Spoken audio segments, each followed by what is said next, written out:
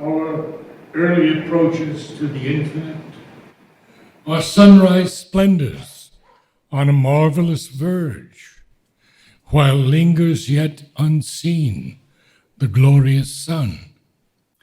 What now we see is a shadow of what must come. The earth's uplook to a remote unknown is a preface only of the epic climb of human soul from its flat earthly state to the discovery of a greater self and the far gleam of an eternal light. This world is a beginning and a base where life and mind erect their structured dreams. An unborn power must build reality. A death-bound littleness is not all we are. Immortal, our forgotten vastnesses await discovery in our summit selves.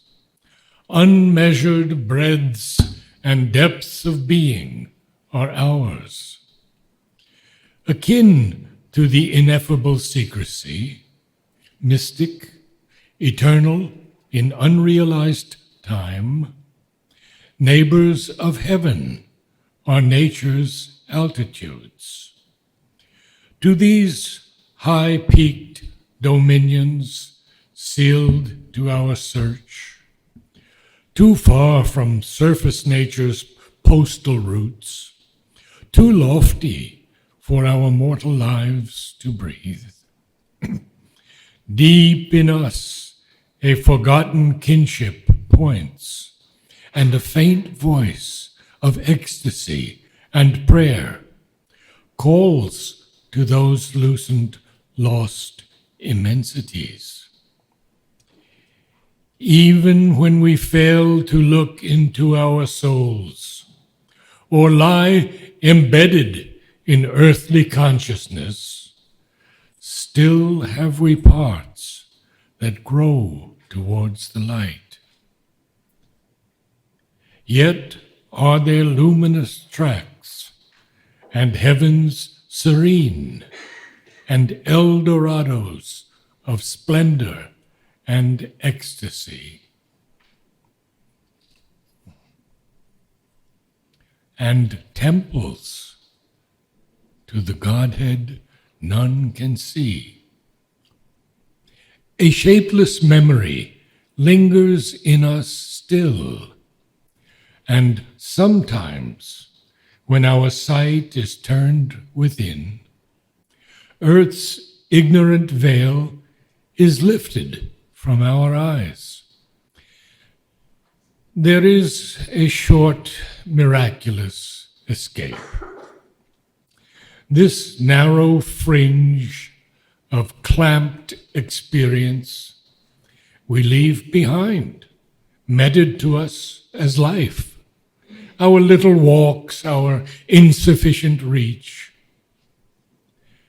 Our souls can visit in great lonely hours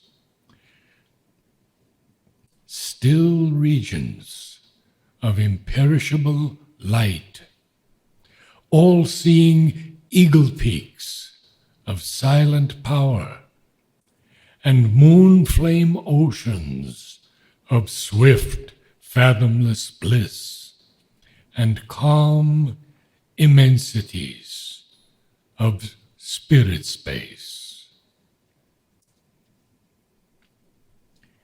In the unfolding process of the self, sometimes the inexpressible mystery elects a human vessel of descent. A breath comes down from a supernal air. A presence is born. A guiding light awakes. A stillness falls upon the instruments. Fixed, motionless like a marble monument, stone calm. The body is a pedestal supporting a figure of eternal peace. Or a revealing force sweeps blazing in out of some vast, superior continent.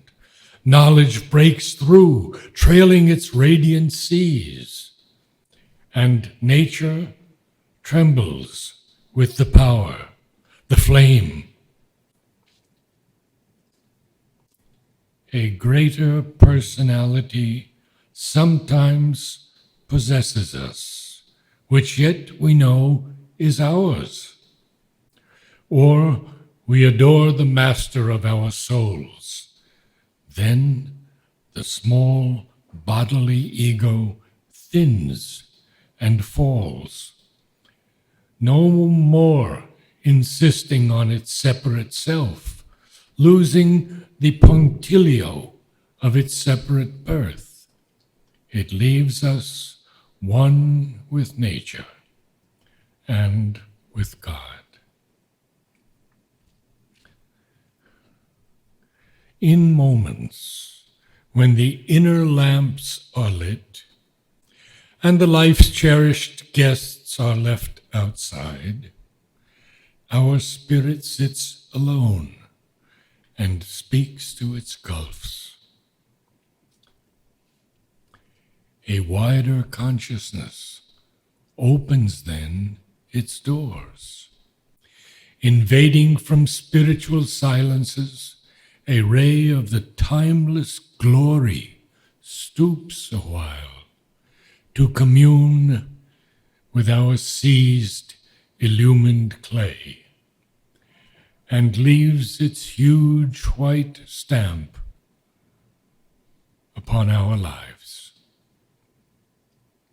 In the oblivious field of mortal mind, revealed to the closed prophet eyes of trance, or in some deep internal solitude, witnessed by a strange immaterial sense, the signals of eternity appear. The truth mind could not know unveils its face. We hear what mortal ears have never heard. We feel what earthly sense has never felt. We love what common hearts repel and dread. Our minds hush to a bright omniscient. A voice calls from the chambers of the soul. We meet the ecstasy of the Godhead's touch in golden privacies of immortal fire. These signs are native to a larger self that lives within us, by ourselves unseen. Only sometimes a holier influence comes. A tide of mightier surgings bears our lives, and a diviner presence moves the soul. Or, through the earthly coverings, something breaks, a grace and beauty of spiritual light, the murmuring tongue of a celestial fire. Our self and a high stranger whom we feel, it is and acts unseen, as if it were not. It follows the line of sempiternal birth, yet seems to perish with its mortal frame. Assured of the apocalypse to be, it reckons not the moments and the hours. Great, patient, calm, it sees the centuries pass, awaiting the slow miracle of our change in the sure, deliberate process of world force and the long march of all revealing time. It is the origin and the master clue, a silence overhead, an inner voice, a living image seated in the heart, an unwalled wideness and a fathomless point, the truth of all these cryptic shows in space, the real towards which our strivings move, the secret, grandiose meaning of our lives. A treasure of honey in the combs of God, a splendor burning in a tenebrous cloak.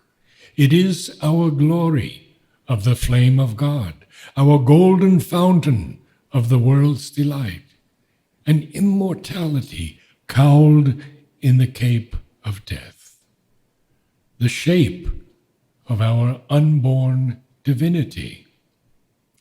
It guards for us our fate in depths within, where sleeps the eternal seed of transient things.